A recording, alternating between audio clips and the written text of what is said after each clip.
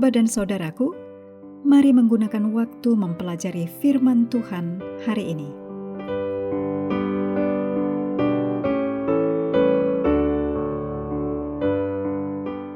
Sahabat sekalian, untuk pelajaran baru, kami menghadirkan audio yang berisikan intisari dan komentar Roh Nubuat untuk melengkapi pelajaran Sekolah Sahabat Harian Anda.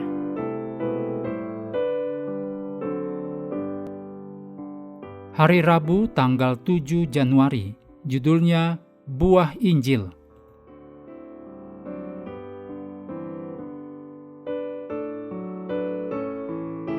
Kita mulai dengan doa singkat yang didasarkan dari Ibrani 10 ayat 24. Dan marilah kita saling memperhatikan, supaya kita saling mendorong dalam kasih dan dalam pekerjaan baik. Amin.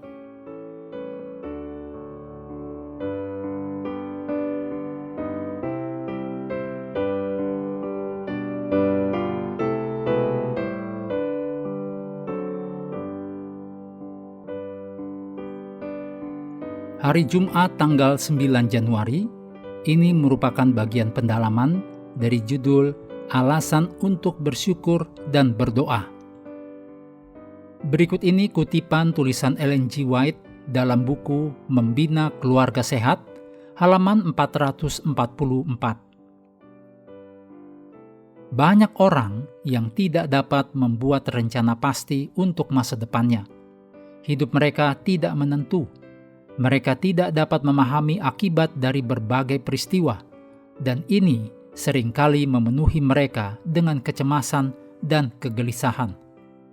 Mari kita ingat bahwa kehidupan anak-anak Allah di dunia ini adalah kehidupan seorang pengembara. Kita tidak memiliki hikmat untuk merencanakan hidup kita sendiri.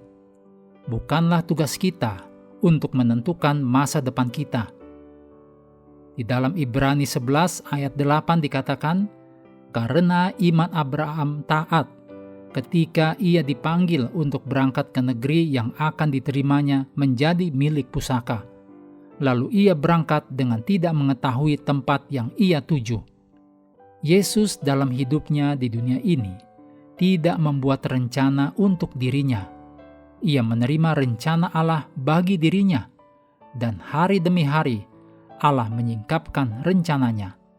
Begitulah kita harus bergantung kepada Allah agar hidup kita menjadi semata-mata hasil dari kehendak-Nya. Sementara kita menyerahkan jalan kita kepada Allah, Ia akan menuntun langkah kita. Terlalu banyak orang membuat kegagalan total dalam merencanakan masa depan yang cerah. Biarlah Allah yang membuat rencana bagimu. Seperti seorang anak kecil, percayalah pada pimpinan Allah yang akan melindungi langkah kaki orang-orang yang dikasihinya. Allah tidak pernah memimpin anak-anaknya, kecuali anak-anaknya itu mau dipimpin. Sekiranya mereka dapat melihat akhir dari permulaan dan melihat kemuliaan dari maksud yang mereka penuhi selaku mitra kerja bersama Allah. Berikut ini bagian penerapan dari penuntun guru. Allah mau agar kita membawa sikap syukur yang tulus ke dalam doa-doa kita. Misalnya dalam 1 Tesalonika 5 ayat 17 dan 18, perintah untuk mengucap syukurlah dalam segala hal diberikan tepat setelah perintah untuk tetaplah berdoa. Ini menyiratkan bahwa selain selalu ada alasan untuk bersyukur, juga bahwa doa-doa kita harus secara teratur berisi ungkapan syukur kepada Allah. Fakta bahwa Allah memberikan anaknya yang tunggal untuk mati bagi kita sudah cukup untuk bersyukur setiap hari. Menunjukkan rasa syukur kita melalui kata-kata pujian dalam doa-doa kita dan perbuatan baik dalam kehidupan kita sehari-hari.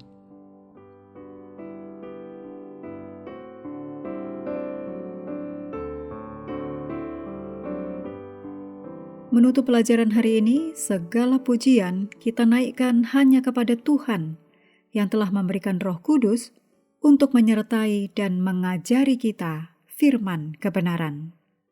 Terima kasih telah belajar bersama. Tuhan memberkati kita semua.